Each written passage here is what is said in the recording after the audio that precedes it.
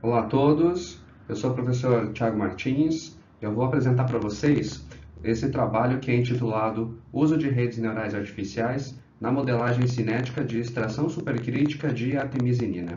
Ele foi um trabalho desenvolvido por um aluno de TCC nosso, o Ian Irazawa. Ele teve a orientação da professora Priscila Weg e a minha co-orientação. Todos nós somos da Universidade Federal de São Paulo, do curso de Engenharia Química que fica no campus de Diadema. A artemisinina é o composto majoritário de uma planta que é a Artemisia annua L.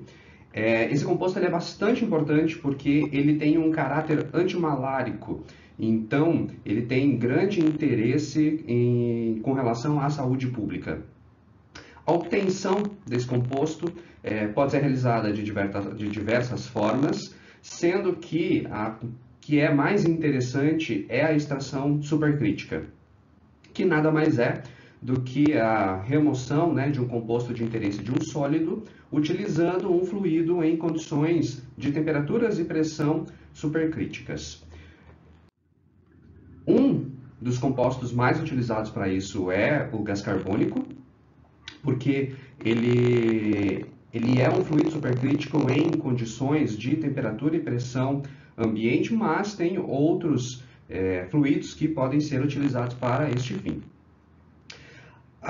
Um dos resultados, né, do processo de extração é a curva de extração, que nada mais é do que um gráfico de massa extraída versus tempo, e é de bastante interesse e de grande importância para o controle de processos, para a simulação do processo, ou mesmo para o projeto de um processo ou de uma modificação do processo, a modelagem dessa curva de massa versus tempo.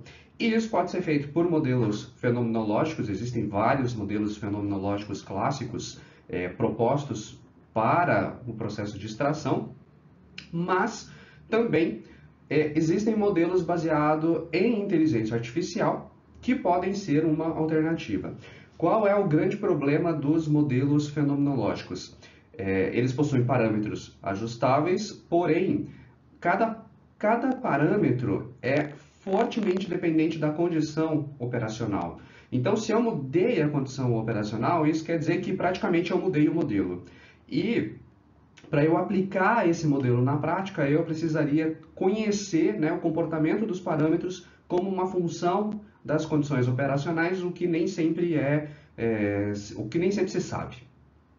As redes neurais artificiais, elas são uma técnica baseada no comportamento do cérebro humano, então elas têm como característica principal aprender com exemplos.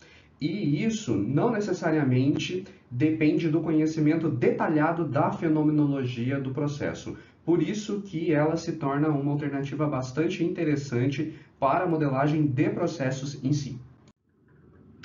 Então, o principal objetivo desse trabalho foi obter uma única rede neural artificial capaz de prever a cinética da extração supercrítica da artemisinina em diferentes condições operacionais.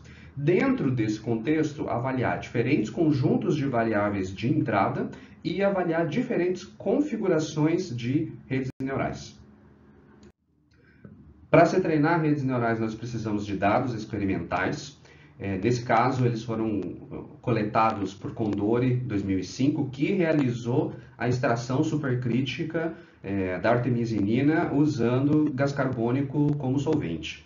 Ele fez diversos experimentos, foram 8 no total, utilizando uma combinação dessas condições operacionais que estão na tabela. Num primeiro momento, como o número de pontos experimentais, né, o número de amostras que ele coletou é insuficiente para se treinar uma rede neural, então a gente fez uma estratégia que é bastante utilizada na utilização de métodos de inteligência artificial e também no nosso grupo, que é a geração de dados a partir de um software. Nesse caso, nós utilizamos o TableCurve. Então, para cada curva, nós geramos 100 pontos, 100 amostras, num intervalo de tempo mais curto.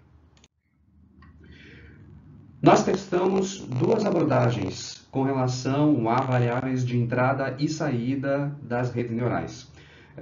No primeiro momento, nós utilizamos uma estratégia de uma rede neural dinâmica, em que, como entrada, nós tínhamos a massa do extrato para um tempo t, a massa do extrato no tempo t menos 1, além das condições de processo, que são temperatura, pressão e a vazão de solvente. Como variável de saída, neste caso, a ideia era calcular a massa de extrato no tempo posterior, ou seja, no tempo t mais 1.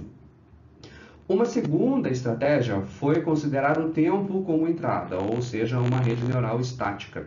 Então, considerou-se tempo e as condições de processo como entrada, e como saída, a ideia era calcular a massa de extrato naquele mesmo tempo t. Nós dividimos os experimentos em duas classes, vamos dizer assim. Então, dos 8 experimentos disponíveis, 7 foram usados para o treinamento, teste e validação das redes, e nós separamos um experimento para ser utilizado exclusivamente numa etapa de simulação. Então, a ideia era a rede neural prever integralmente essa curva.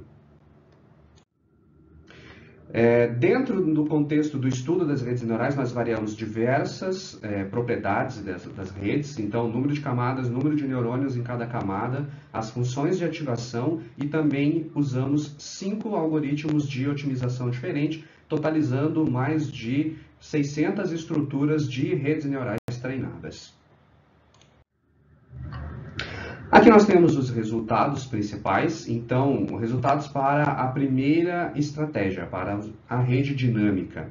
A gente observou que a melhor rede era a que tinha 2 neurônios na camada intermediária. Os melhores resultados foram obtidos com redes neurais com uma camada intermediária.